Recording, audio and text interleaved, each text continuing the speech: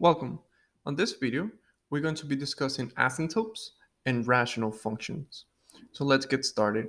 Let's start by looking at the small introduction question which states, let's take in consideration the function 1 over x, and let's start by defining the domain of this function.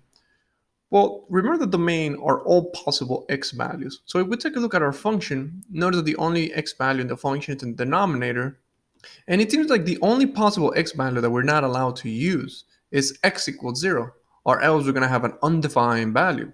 So therefore, the domain is all possible x values except 0. And we can represent that using interval notation. So from negative infinity to 0, open parentheses, union from 0 to positive infinity. This is saying all possible x values except 0. So that takes care of the domain. Now, let's try to define the limit of this function as x approaches 0. And for that, let's just take a look at the sketch of this function. So here we have the function, if we were to graph it. And now what we want to do is we want to look at the behavior of the function as x is getting closer to 0. Well, let's see. We got to take a look at both directions. So where is 0 on my function? Well, here is the value of x equals 0.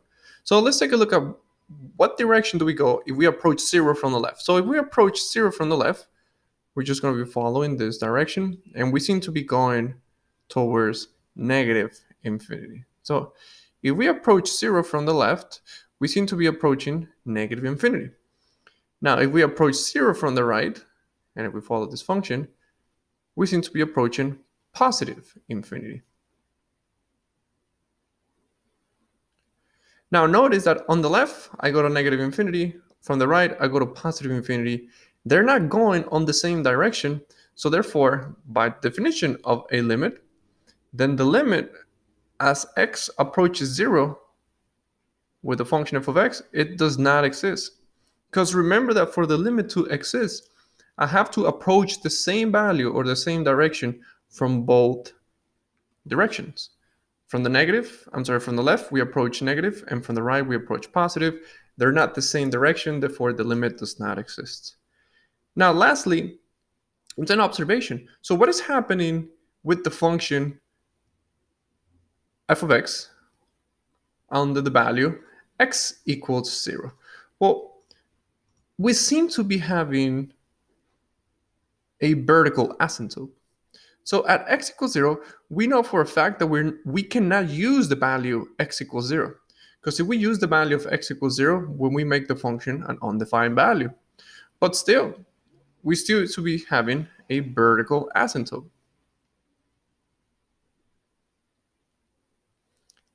What is one direction, or what is one way to identify if we have an asymptote? Well, by definition, an asymptote is a line where the functions seem to be approaching that line, but just never touching. And that seems to be what's going on here. So we seem to be approaching negative infinity under the function. But if we would extend this function, it's just going to start getting closer and closer to the value x equals 0, but it's never going to be exactly x equals 0, or else we're going to have an undefined value. And the same goes for the right-hand side. We seem to be increasing, and as we increase, we seem to be getting closer and closer to 0, but we're never going to get exactly at the value x equals 0, or else we're going to have an undefined value. And this is actually our discussion for today. How can we identify vertical and horizontal asymptotes under rational functions? So let's start having that discussion now. Well, notice that the function 1 equals x has a pair of asymptotes. We can use the limit notation to represent those asymptotes. Well, the first asymptote that we can see, it's the vertical asymptote that we just defined here. So the first asymptote that we're going to be discussing is the vertical asymptote.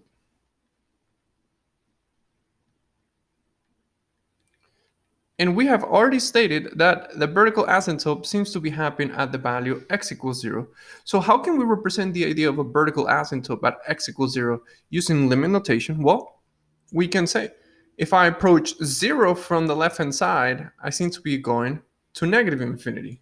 So the way that we can represent that is by writing the limit as x approaches 0 from the left is equivalent to negative infinity, and also the limit as x approaches 0 from the right, that is equivalent to positive infinity. And notice what we have done. We have just used limit notation to interpret what's going on here. And if we interpret what's going on here, and what's going on here is a vertical asymptote, then what we have essentially have done, we have interpreted the vertical asymptote using limit notation. Now, there's another type of asymptote that is also going on here. And let me actually write down in blue now. Now, we also seem to be having a horizontal asymptote.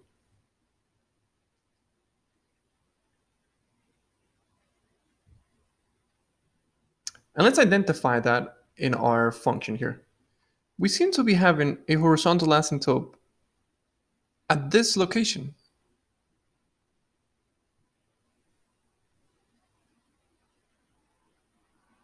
We seem to be having a horizontal asymptote at the value y equals 0. So let's just write that down. We also seem to be having a horizontal asymptote at y equals 0. So how can we use limit notation to represent the horizontal asymptote? Well, let's see what's the behavior of my function as I'm getting closer and closer to that asymptote. Well, to represent this asymptote, notice that what I seem to be having is I'm looking at what's going on as I'm going to negative infinity and what's going on as I'm going to positive infinity. As I'm going towards negative infinity, so if I'm approaching negative infinity here, as x is getting closer to negative infinity, my y seems to be getting closer to 0. And that's what I can represent here using limit notation. Well, the limit as x approaches negative infinity is equivalent to 0. And also, as my x is approaching positive infinity, I seem to be also getting closer to 0. So as x also goes to positive infinity, y seem to be going to 0 as well. So let me just express that. So the limit as x goes to positive infinity, it is also 0. So notice that as I'm going towards negative infinity and positive infinity, I'm seem to be approaching the horizontal asymptote, which is equivalent to just 0. And this is one way to think about horizontal asymptote. Horizontal asymptote, it's one tool that we can use to look at the behavior of the function as I go to either positive or negative infinity. So this is one way to look at asymptotes, vertical and horizontal, and this is just how we can represent some of them. Now, what we have done here is that we have looked at the graph, and based on the behavior of the graph, we have identified vertical and horizontal asymptote on rational functions. But is there perhaps an algebraic way to properly identify vertical and horizontal asymptotes? Well, that's actually what we're going to be discussing today. So, is there a way to identify vertical and horizontal asymptotes algebraically? Well, first we need to just write down the rational function in standard form. So let's consider this rational function. Let's call it f of x. And this f of x, it's made out of some numerator and some denominator, where n of x is the numerator and d of x is the denominator. Well, the numerator, it's a polynomial. So let me just write it out in standard form. So a n x, then the next term, a n minus 1 x of n minus 1 plus, until we go to some constant. And then the denominator, it's also a polynomial. So let me just represent that. So b of x plus b of n minus 1 x n minus 1 plus, until we go to some constant.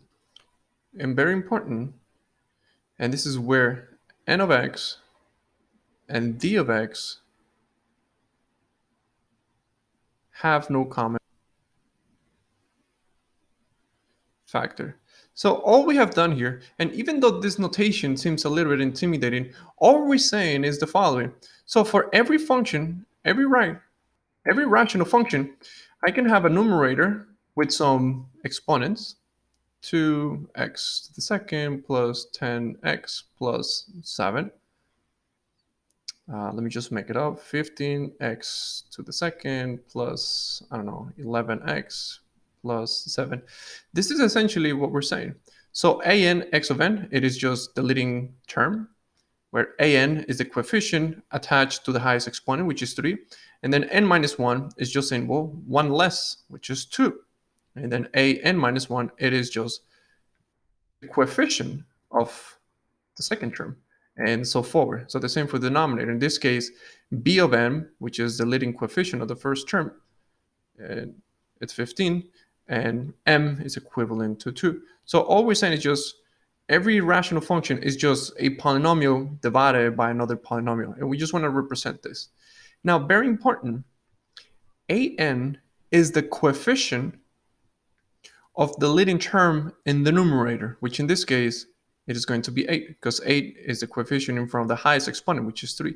And b of m is going to be the coefficient of the leading term in the denominator, which in this case, it is 15. Since 15, it is a coefficient of the highest exponent, which is to the second.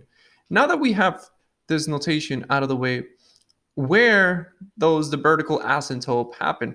Well, if I take a look at my function f of x, my vertical asymptotes are always going to be happening at the zeros of d of x. In other words, whenever my denominator is equivalent to 0, that's where I'm going to be having a vertical asymptote. And that seems to be the case with the example that we had here. My denominator is just x. So when is my denominator equivalent to 0? Only at 0. So therefore, we have a vertical asymptote at x equals 0. So for any rational function, vertical asymptotes will always happen at the values that will make my denominator equivalent to 0. Now for horizontal asymptote, it is not that straightforward because we can encounter 3 different situations. The first situation that we can encounter is that if the degree of the numerator, which I'm going to represent as degree of nx, which is numerator, it's less than the degree of the denominator. So anytime in a rational function, if the degree of the numerator is less than the degree of the denominator, then f of x has the line y equals 0 as an asymptote. And this is essentially what we had in our introduction, because notice that if we take a look at the function on the introduction, the degree of the numerator, it's of degree 0, since there are no variables. The degree of the denominator, it is 1. The degree of the numerator is less than the degree of the denominator. Therefore, we have a situation where we have a horizontal asymptote at y equals 0. So that can be the first situation that we can encounter. And if that's the case, we're always going to have a horizontal asymptote at the value y equals 0. We could encounter a second situation, and that is, well, what if the degree of the numerator is equivalent to the degree of the denominator? Well, if the degree of the numerator is equivalent to the degree of the denominator, then f of x has the line y equals an over bm as an asymptote. So what do we mean by this? Well, let's take a look at what we just have written here for f of x. Let me actually change this to 3. Because by changing it to 3, notice that the degree of the numerator is 3 and the degree of the denominator is 3. So if the numerator and the denominator have the same degree, then in this case, we're going to have a horizontal asymptote at the line y equals the leading coefficient of the numerator divided by the leading coefficient of the denominator. And that's exactly what we're trying to say here. If the degrees are equivalent, then the leading coefficient of the top divided by the leading coefficient of the bottom is going to give you the value of the horizontal asymptote, or the line that will represent that horizontal asymptote. And the third situation that we could encounter is what if the degree of the numerator is actually greater than the degree of the denominator? Well, if that is the case, then there is no vertical, I'm sorry, horizontal, then there is no horizontal asymptote.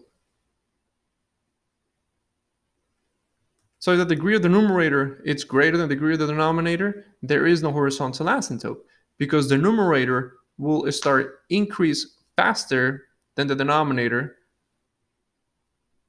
and is not going to settle at a certain value, which in this case, the settling is the horizontal asymptote. And the last thing that we forgot to mention, which is not exactly an asymptote, but we can also create what we call removable discontinuities.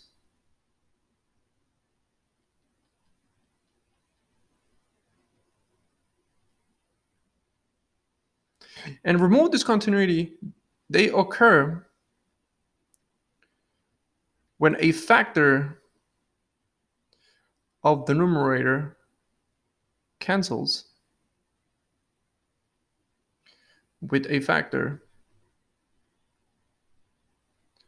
of the denominator. And we're going to take a look at an example of that in a second. So the main idea here is that vertical asymptotes will always occur whenever your denominator has a value of zeros. For horizontal asymptotes, we have three situations that we can check.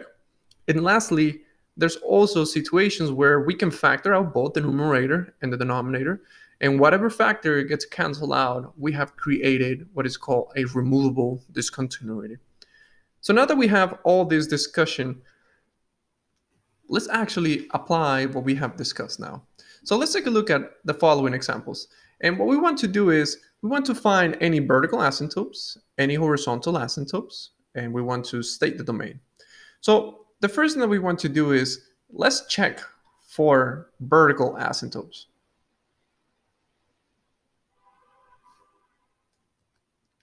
Well, according to what we have discussed here, vertical asymptotes always occur whenever my denominator is equivalent to 0. So let me take my denominator, which in this case is 3x squared plus 1, and let me set it equal to 0. And let me see what or at what value of x this is actually a true statement. So let me solve for x. So let me take care of 1. So we got 3x squared equals negative 1 divided by 3. X squared equals negative 1/3. And if we take the root, we're going to have that x is equivalent to plus or minus the square root of negative 1/3. But now notice that this value, it's an imaginary number. So therefore, it is not a real number. So there is no vertical asymptote.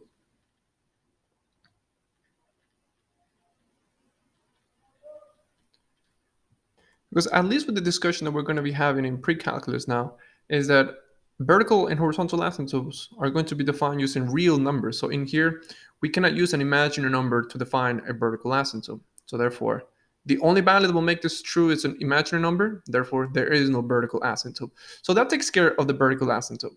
Now, let's take a look at the horizontal asymptote. For horizontal, we're going to take a look at the degrees. But notice that the degree of the numerator is 1. The degree of the denominator is 2. So therefore, the degree of the denominator is greater than the degree of the numerator. And we have stated that if the degree of the numerator is less than the degree of the denominator, we're going to have a horizontal asymptote at y equals 0, which is exactly the situation that we have here. So therefore, we have a horizontal asymptote at y equals 0. And again, this is true because the degree of the numerator, it is less than the degree of the numerator. Well, I see my mistake here. It should be the degree of. Nope, it's the other way around. So the second one, it should not be an n of x, but a d of x.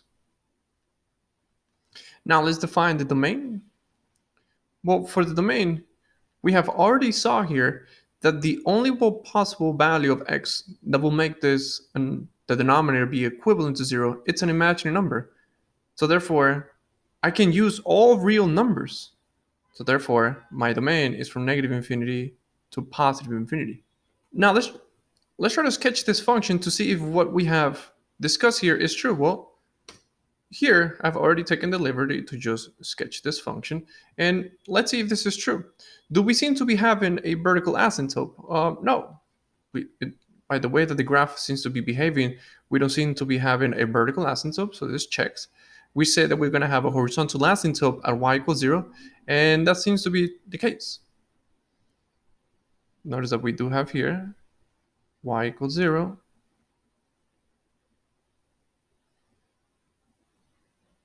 y equals 0. So we seem to be having a horizontal asymptote. But I want to pause here for a second, because this is a small misconception that I have seen some students making, and that is that in your previous classes, perhaps asymptotes have been defined as a line where the function, or it is defined as a line where the function just starts to get very close to it, but not, it doesn't exactly take that value.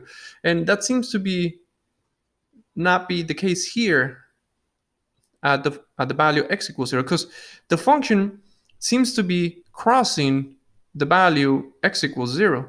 So that contradicts the idea that you have previously. But for horizontal asymptotes, you can cross horizontal asymptotes. The way that we define horizontal asymptote is just a line that will define the behavior of the function as it gets to positive infinity or negative infinity. But we don't really care what's going on between or in the middle of it. So yes, for horizontal asymptotes, you can cross horizontal asymptotes. That's not a problem. What you will never cross is vertical asymptotes. So I want to make that distinction here. Horizontal asymptotes, there are functions that sometimes they do cross it, which we do have one of those cases. But what you will never cross are vertical asymptotes. Okay? So now the last thing, the domain is from negative infinity to positive infinity, and that seems to be the case. And notice that we did all this analysis just by following the rules that we have defined previously. Let's take a look at another example real quick. So here we have another function, 2x squared divided by x squared minus 1. The first thing that we want to do is let's define the vertical asymptotes. So let's define the vertical asymptotes. Well, again, vertical asymptotes occur whenever my denominator is equivalent to 0. So that's what we have here. Let's add 1. So now we got x squared equals 1. And if we take the square root, we're saying that x is equivalent to plus or minus 1. So we're saying that we have two possible vertical asymptotes. One when x equals 0, and another one when x is negative 1. I'm sorry, what did I say? When x is negative 1 and when x is positive 1.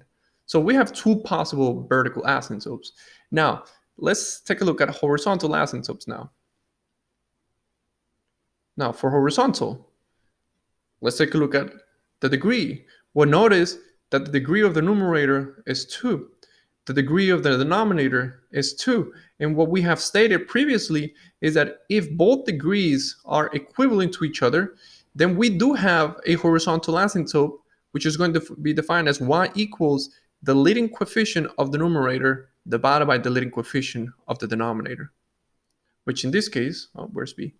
In this case, the leading coefficient of the numerator is 2, and the leading coefficient of the denominator is 1. There's an imaginary 1 there. So therefore, my horizontal asymptote is going to be defined as 2 over 1, which is just 2. And this is true because the degree of the numerator is equal to the degree of the denominator. The last thing that we want to do is let's define the domain of this function. Well, is there any possible values where we're not allowed to use x's? Well, we have two right away here. We cannot use negative 1 or positive 1 because that will make my denominator 0. So therefore, my domain are all x values except those two. And the way that we can represent it is from negative infinity to negative 1, union from negative 1 to positive 1, union from 1 to positive infinity. Well, let's check to see if this is true. So if we sketch it, let's see if we have that. Let's see if we have what we just described. Well, we said that there were two possible vertical asymptotes, a negative 1 and positive 1, and that seems to be the case here. Notice that here, This is when x is -1. And notice that here, this is when x is +1. Oops, forgot a negative there. So this checks out. We said that we were going to have a horizontal asymptote at 2, and that seems to be the case here as well. Notice that we seem to be having a horizontal asymptote at y equals 2, and that checks out. And the domain, notice that we're allowed to use all x values except these two, -1 and +1. So notice that yes, we have properly described the function just by looking at descriptions that we have stated here previously. The last example that I want to discuss with you is example C. Because one thing that I took for granted on the previous two examples is that they were already written down in the simplest form. So there is nothing else to factor out and cancel out. But before we do any kind of analysis regarding vertical or horizontal asymptotes, we want to ask ourselves this question. Is the function that I'm defining or describing, is it already written down in simplest form? In this case, example C, it is not, because notice that example C, we can still factor out the numerator and the denominator, because notice that the numerator can be factored out as x plus 2 and x minus 1, and the denominator can be factored out as x minus 3 and x plus 2. And by doing that, notice that the factor x equals 2 gets canceled out. And now I have x minus 1 and x minus 3. And there is something going on after this factor just gets canceled out. Because this is exactly one of those examples of a removable discontinuity. It occurs when a factor of the numerator cancels out with the factor of the denominator. And that's exactly what just happened here. At x plus 2 was a factor, and it got canceled out. So what we're going to have here is a removable discontinuity.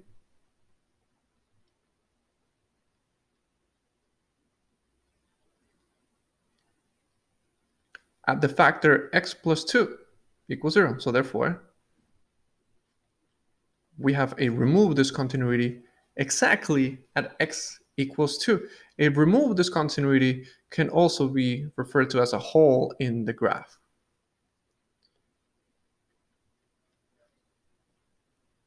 And now, to take a look at the vertical and horizontal asymptotes, we don't look at the original function. We look at the simplified version. So let's see. What is my vertical asymptote? Well,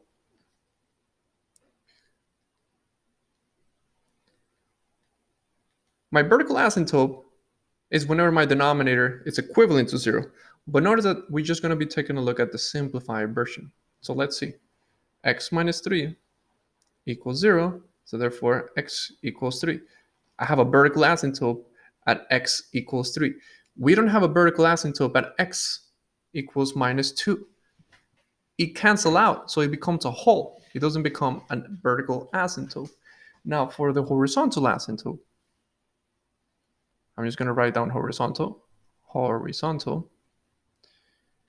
Notice that the degree of my numerator is 1.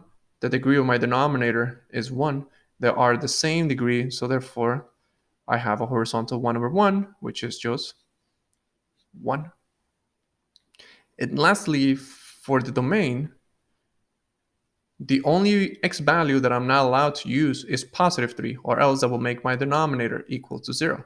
So therefore, x equals 3. Or x cannot use the value of 3. So if we want to use that in interval notation, that can be from negative infinity to 3 union 3 to positive infinity. Well, let's actually graph, and let's see what we had here is true. So this is a function, or this is a graph of the original function. And we said that we were going to have a vertical asymptote at y equals 3. Well, let's check that in here. So yes, we seem to be having a vertical asymptote at 3. So here is 1, 2, 3. So we seem to be having a vertical asymptote at 3. So let me just put that on our graph. So we do have our vertical asymptote at x equals 3. We also say that we're going to have a horizontal asymptote at 1.